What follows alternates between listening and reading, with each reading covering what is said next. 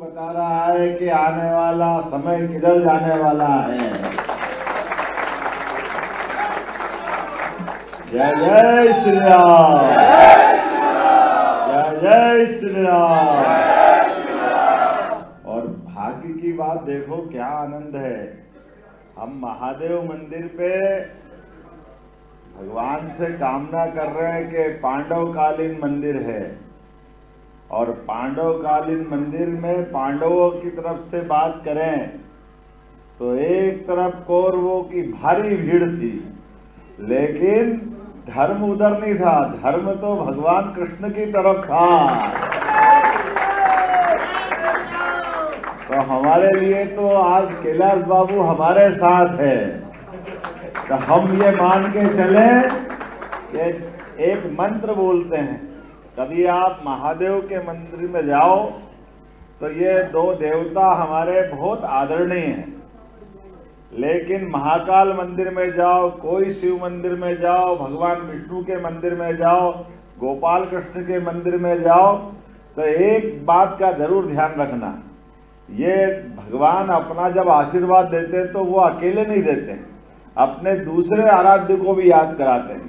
जैसे गोपाल कृष्ण के मंदिर में जाओ तो ओम नमः शिवाय भी बोलो, ऐसे ही भगवान महादेव के मंदिर में जाओ तो गोपाल कृष्ण को साक्षी गोपाल जरूर बनाना पड़ता है। इसलिए एक मंत्र बोलते हैं, शिवाय नमः, कृष्णाय नमः, शिवाय नमः, विष्णुवे नमः, शिवाय नमः, विष्णुवे नमः।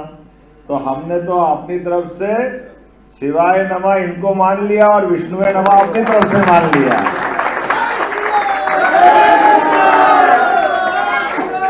और ये आप सबकी तरफ से माना है, माना कि नहीं माना है।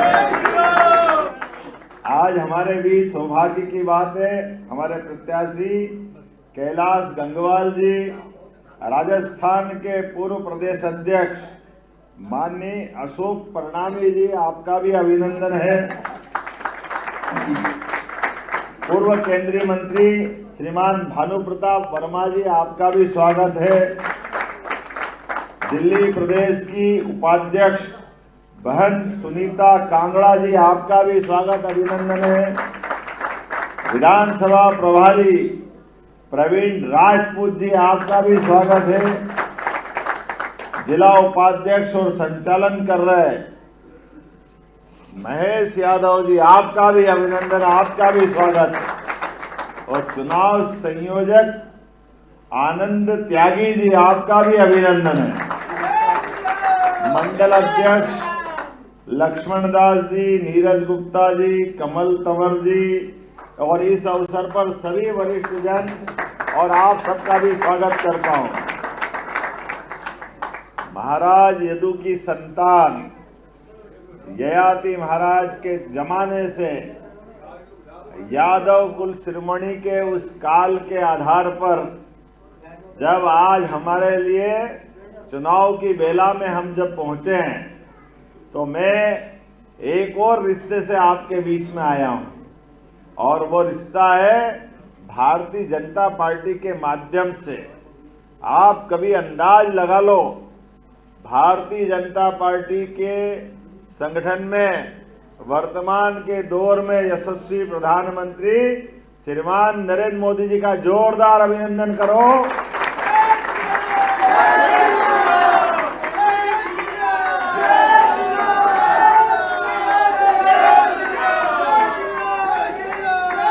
जिनके माध्यम से आज आपके ही वंश के, आप अपने परिवार के एक यदुवंशी को इतने बड़े राज्य का मुख्यमंत्री बना करके ये पार्टी ने विश्वास व्यक्त किया। ये विश्वास इस बात का परिचायक है कि हमारे बीच में जब हम सबका साथ सबका विकास कहते हैं, भारतीय जनता पार्टी के नेता तो बोलते नहीं है, करके बताते हैं। और इसलिए जब हम पूरे देश की तरफ देखते हैं, 142 करोड़ का इतना बड़ा देश और इतनी बड़ी यदुवंशियों की आबादी भी है, लेकिन कभी आप पार्टी, कभी कांग्रेस पार्टी, इनने कभी मौका हमारे लोगों को नहीं दिया मुख्यमंत्री बनके आगे बढ़ाने का।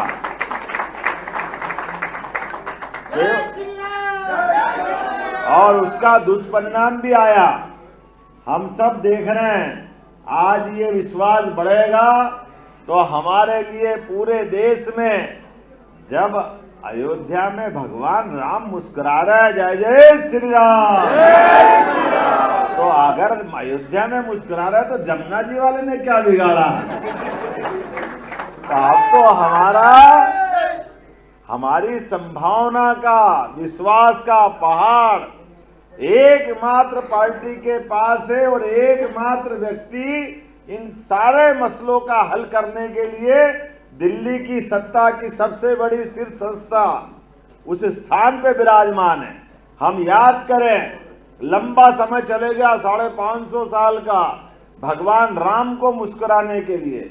आजादी के बाद ये कोर्ट वो कोर्ट कांग्रेस ने पता नहीं कहां उलझाया, और कांग्रेस का साथ दे रहे थे ये झूठे लाल जी, जो अभी अपने सबके बीच में अलग ढंग से दिख रहा है, जिनने एक बार भी इस बात का समर्थन नहीं किया। और अब जब लगा के सत्ता जा रही है, तो पिछली बार तो काजी जी के वोट बढ़ाने के लिए काजी जी को पैसे के लिए लालच दिया, अब पंडित जी के पीछे पीछे चल रहे हैं, लेकिन ये किसी के नहीं हो सकते हैं। ये अपनी बात पे कभी जबान पे कायम रहे ही नहीं। ये दिल्ली से अच्छा कौन जानता है, दिल्ली से ज्यादा कौन समझता है इनको।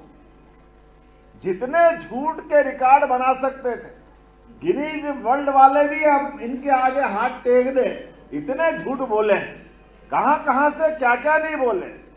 आप बताइए, मैं मकान नहीं लूंगा, राजनीतिक दल नहीं बनाऊंगा, सुरक्षा कर्मी नहीं लूंगा, शुचिता के लिए बात कर रहा है, भ्रष्टाचार के खिलाफ लड़ाई लड़ूंगा, कभी कांग्रेस और बीजेपी से हाथ नहीं मिलाऊंगा, जो बोला सब उल्टा ही करा। पता नहीं क्या, कौन से मुंह से रोटी खाते पता ही नहीं चलता है। हमारे लिए तो ये एक विषय आश्चर्य का है। चलो भाई, तुमने ही कहा था कि मैं 5 साल में जमुना जी का शुद्धिकरण करा दूंगा, पिछली बार बोला, उसके पिछली बार भी बोला। अरे ये भाजपा वाले हैं।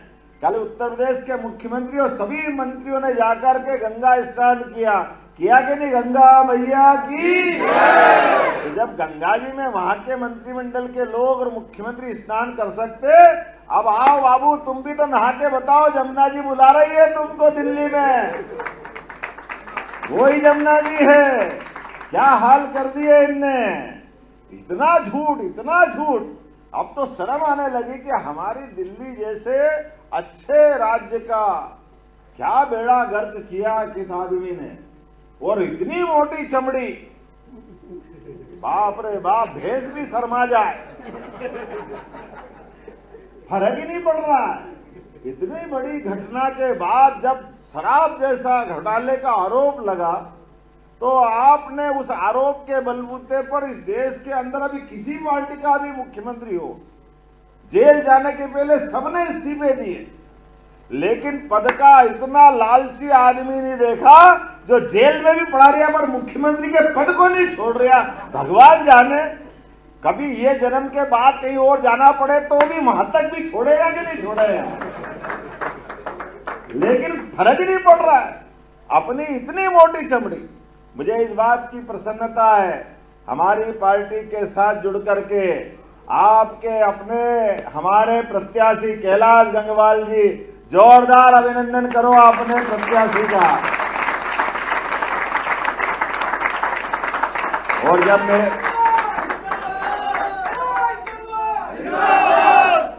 मैं मादीपुर में बात कर रहा हूं, तो श्रीमान जेलीदार उद्यमी सिंह यादव जी को भी याद कर रहा हूं, जिनने 19वीं शताब्दी में अपने प्रभावशाली व्यक्तित्व के बलबूते पर हमारे सबको गौरवान्वित करने का काम किया है।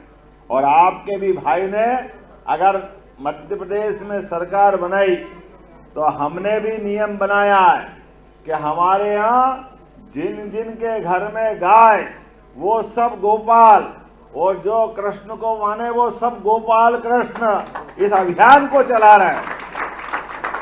इसलिए भगवान कृष्ण की जन्माष्टमी सरकारी स्तर पर धूमधाम से मनवाने का काम मध्य प्रदेश की सरकार में किया गया। और केवल जन्माष्टमी नहीं, गीता जयंती पे तो भोपाल पुराने जमाने में नवाबों की रियासत थी, होगी जब होगी, लेकिन आज तो गीता जयंती के अवसर पर वर्ल्ड रिकॉर्ड बनाया गीता पाठ करने वालों ने भोपाल में। ये गौरव अगर कहीं किसी से मिला है तो मुझे गर्व है कि हमारी पार्टी के माध्यम से मिला है। हमें कितना अच्छा लगता है यशस्वी प्रधानमंत्री, अब देश के अंदर कोई भी विदेशी राष्ट्रपति आए, प्रधानमंत्री आए और उसको भेंट देने का मौका मिले तो गर्व से गीता जी देते, कितना अच्छा लगता है देख करके। इनकी सारी पार्टी वालों को ये सुन के ही करंट आता है, इनको झटका लगता है। ये आज तक भगवान कृष्ण की जन्माष्टमी जमुना जी के किनारे जन्म स्थान पर भगवान कृष्ण मुस्कुराए, इनको पसंद नहीं। इनके मन में सदैव केवल वोट वोट वोट और वोट के माध्यम से सरकार, और झूठ का पहाड़ खड़ा कर दो, ये उससे आगे नहीं जाते। मुझे इस बात का संतोष है, हम और आप मिलेंगे पूरे देश के अंदर। भगवान राम और कृष्ण तो भारत की पहचान है। भारत का आदमी किसी देश में जाए, 200 से ज्यादा देश दुनिया के अंदर है, और वो वहां जाकर के लोग पूछे कि आप कहां से आए, आप केवल इतना बता दो कि हम श्री राम और श्री कृष्ण के देश से आए, तो अपने आप कह देगा वो भारत से आए। दुनिया पहचानती है। लेकिन ये नालायक लोग हमसे प्रमाण मांगते थे, कहां राम, कहां पैदा हुए, कहां का प्रमाण, किस जगह पैदा हुए, कौन से प्रमाण है। अब भगवान राम को तो सुप्रीम कोर्ट के लिए जोरदार अभिनंदन करो, एक मत से फैसला कर दिया। और यशस्वी प्रधानमंत्री ने वहां उपस्थित होकर के भगवान राम के उस समय के साथ लोकतंत्र को भी गौरवान्वित किया। भगवान राम का नाम लेते ही कांग्रेस की जब जब सरकार रही, देश के अंदर हिंदू मुस्लिम को लड़ाने का प्रयास किया, झगड़ा करके नया माहौल बना दिया। यशस्वी प्रधानमंत्री के नेतृत्व में राम मंदिर भी बना, भगवान राम का गर्भगृह में प्रवेश भी हुआ, पूरे देश ने आनंद मनाया। इतना आनंद मनाया कि जो उस मुस्लिम बंधु ने 70-75 साल तक मुकदमा लड़ा, वो भी भगवान राम के उस जन्म स्थान पर धूमधाम से शामिल हुआ। ये हमारी पार्टी का गौरव है। लेकिन नहीं गए तो कौन नहीं गए, जिनको भगवान राम और कृष्ण के मामले में कभी विश्वास ही नहीं, जो भगवान राम और कृष्ण के नाम पर केवल वोट यहाँ मांगते हैं, लेकिन अयोध्या में दर्शन करने से शर्माते हैं। आपने कभी देखा कि गए क्या? ये गए उस दिन गए जिस दिन गर्भगृह हुई, उसके बाद भी गए। ये जितने लोग वोट मांगने आए, आप उनसे पूछो कि भगवान राम ने तुम्हारा क्या बिगाड़ा, वहां क्यों नहीं गए दर्शन करने? अगर आप वहां दर्शन करने नहीं जा रहे हो तो हमारे वोट के कैसे हकदार हो सकते हो? और अभी तो राम जी का ही मामला, अभी जमुना जी वाले की तो बात ही मत करो इनसे। आप इनको मौका दे दो, चलो कोई बात नहीं, चलो राम जी को भगवान राम माफ कर देंगे, लेकिन अब तो बोलो डंके की चोट के भगवान कृष्ण मुस्कुराना चाहिए कि नहीं मुस्कुराना चाहिए? तो आप इनसे बोलो खुलेआम, चौड़े चौगान बोलो। हम तो मादीपुर वाले यदुवंशी है, तो आप बताइए कि आना चाहिए कि नहीं आना आनंद? तो आप इनसे हिसाब लेना। और मैं आपको गारंटी से कह सकता हूं, कोर्ट में विधिवत मुकदमा चलेगा, और भगवान चाह फैसला आएगा तो हम सब मिलके आलकी की पालकी इस आनंद में डूबेंगे। हम सब मिलकर के एक बार फिर संकल्प करें। मेरी बात से सहमत है सारे लोग? तो अगली बार चुनाव के जीतने के बाद ही यहाँ लड्डू खाने आऊंगा पक्का। तो अपने स्थान पे खड़े हो जाओ, दोनों हाथ की मुट्ठी बांधो, और आप यहाँ भी आनंद मनाओ। और मैं आपको उज्जैन बाबा महाकाल की नगरी का भी निमंत्रण देता हूँ। वो हमारे बीच में एक एक वोट जब तक नहीं पड़ जाए, कैलाश बाबू जब तक नहीं जीत जाए, तब तक चैन से नहीं बैठेंगे। बोलो सब तैयार है? मेरे साथ बोलो महाकाल महाराज की, महादेव महाराज की, गोपाल कृष्ण भगवान की, भारतीय जनता पार्टी जिंदाबाद। बहुत बहुत धन्यवाद। भारत माता की जय।